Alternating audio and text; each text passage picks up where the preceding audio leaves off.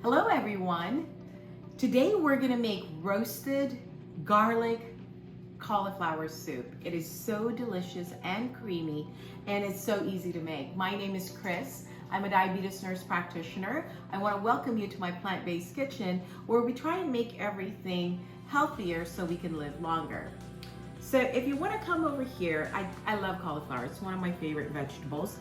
It's a cruciferous vegetable. It has a lot of fiber. It's really good for our gut microbiome, but it's also cancer fighting and it is packed with nutrients. We have 2 carrots here. I'm opting to use a different color carrot so that it doesn't discolor our soup. I kind of want to maintain the color of it. I also have some radish here, and it's only like 1/2 of the radish that I bought. And then I have 2 potatoes. It's gonna be a creamy soup and I don't wanna add a lot of cream. So in order to make it creamy, I'm using 2 red potatoes here that I'm gonna remove the skin so that I can maintain a certain color. And then we have onion here. I have a lot of roasted garlic here that I put in the refrigerator. So we're gonna use a handful of this thing because I want the garlic to come through in this soup. So I'm gonna chop all of these things up and we're gonna put it in a baking sheet. I have the oven preheating at 400 degrees. I'm gonna show you how to assemble this. So we're gonna rough chop all of these things because it's gonna go into blenders, so it doesn't matter. We'll see you back. Welcome back. So we've chopped up our vegetables. As you can see here, this was the whole head of cauliflower here. I managed to only use about half or a little less than half of my onion and about half of what I had here for my radish. And then I did use all of the carrots here and the 2 potatoes that we took out earlier. Now the reason for the combination of flavors is that your main key ingredient here and the star of the show is really your cauliflower. So I needed a whole head of that. But as you know, with the allium vegetables, with garlic and onions, it's very good for us. It has antioxidants, helps fight cancer, and all around just a great flavor in there if you add that in there. What I like about the radish, and this is the daikon, is a form of radish, is that once you caramelize this, it adds a little bit of sweetness into the soup, and it is also pretty hearty. So I like to combine both, and of course carrots, your beta carotene, your fiber in there, and the potatoes for the creaminess.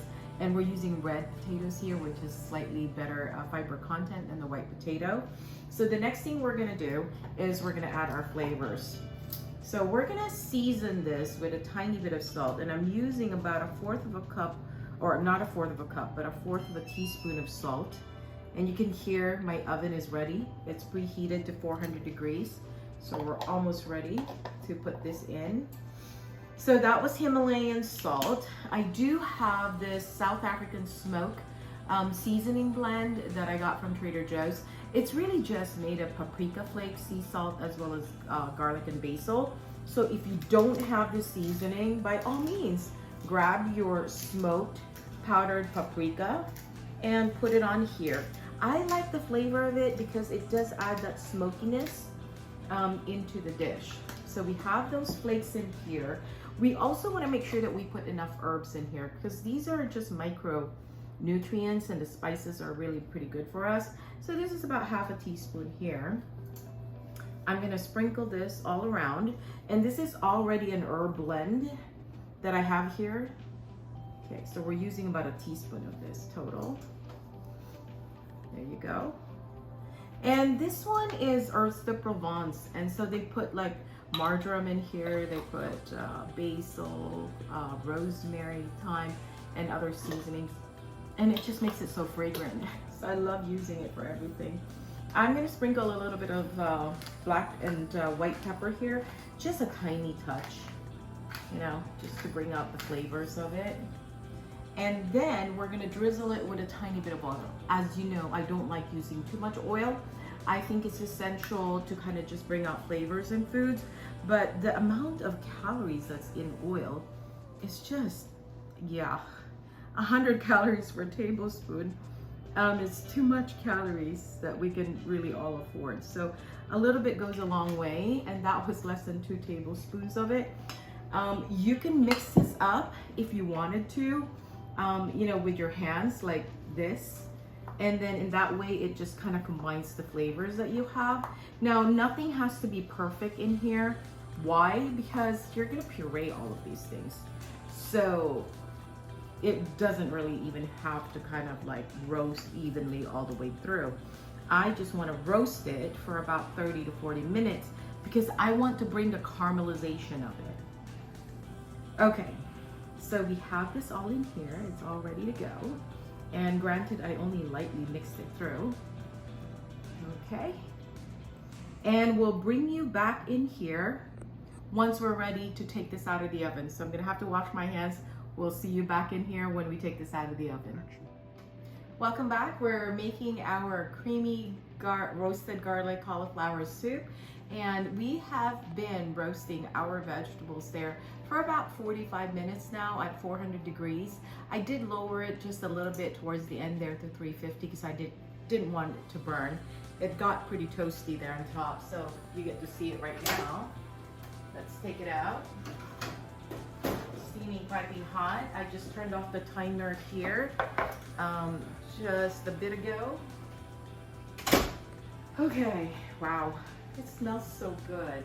Let me just put this away. So here's our vegetables. We're gonna put them all in my trusty Vitamix here. And you can see that the caramelization had gone off. You can see that your daikon here, if you come closer, has turned translucent. Even your onions have turned translucent. Your cauliflower here is nice and toasty. So we're just gonna scoop all of these things in here. Got your potatoes, your carrots.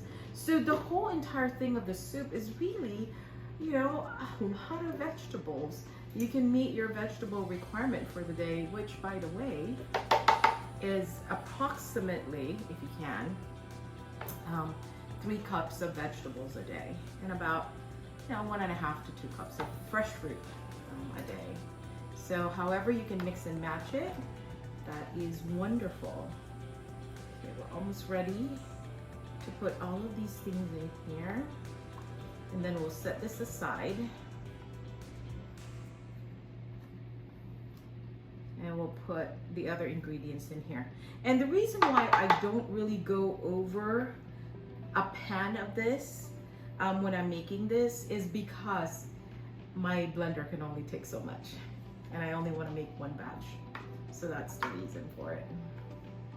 Okay, almost done here. Okay, let me put this up here and move this here just a little bit. I'm gonna take this here. The silicone pad itself, although it is hot, it's not scorching. So I'm just gonna pour this in here so we get all of our veggies and we don't put anything to waste. Okay, now that we've had that, I'm gonna put about a cup of oat milk here. Now you can use other types of milk here as you know, whatever you have in your pantry. I happen to have bought a lot of oat milk from Costco, and so that's what I'm using today. So the oat milk makes it creamy, so that substitutes for your cream. You can always add more if you wanted to. So use more cream than your vegetable broth ratio, that's fine. Okay, this one here is homemade vegetable broth. And I typically use about 4 cups of this, but we'll see how much can fit into my blender.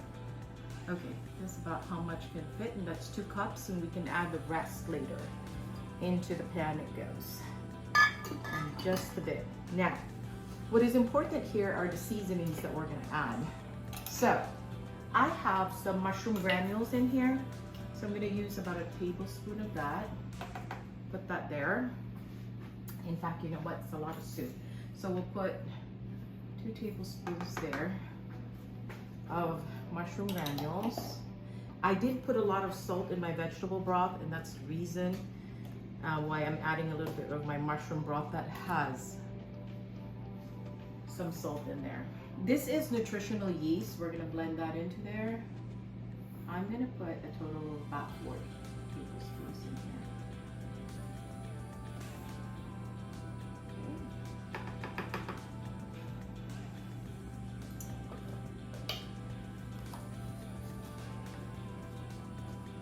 And then for other flavors that we're gonna have, and what is the key ingredient here is actually my roasted garlic.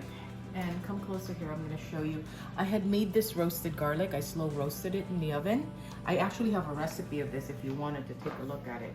I'm gonna put a total of about 2 tablespoons here of roasted garlic because I really want this to come through. In fact, there's a little bit of oil here. I'm gonna use that as well because I want that garlic taste to come through. There. Put that here. We'll put this on the side. Got the lid here. And then for that umami kind of flavor, we're gonna put, and I know you're not probably used to using this, but I use miso paste to enhance the flavor of plant-based foods. And it does have micronutrients in there, and it's good for the gut microbiome. So we're gonna add about a tablespoon of that in there. And I just buy a big bag of this in the Korean store, and it takes me a while to use them all up. Okay, we're gonna blend this. Okay, open this carefully because it is rather full. So what we're gonna do is we're gonna put this in this pan right here. I was gonna move this, but it's still rather hot. Okay, we're gonna put this in the pan here, and let me just taste it a little bit because I want to caramelize this, and I want to kind of cook the flavors more in the oven. Okay, this is perfect. It's not too strong, and the texture is just right. You see how thick that is?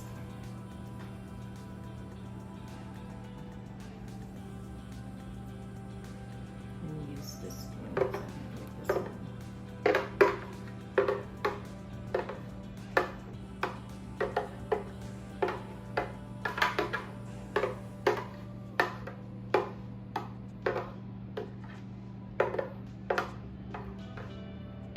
I'm gonna put this back in the oven and cook it some more because I really want the flavors here to kind of melt together. And when you do puree them, there's flavors underneath that hasn't really completely mixed through, so we'll put it back in the oven there. There you go. We'll see you back here in just a bit and we'll put it together. Welcome back. Our soup is ready. Let's take it out of the oven. The moment of truth.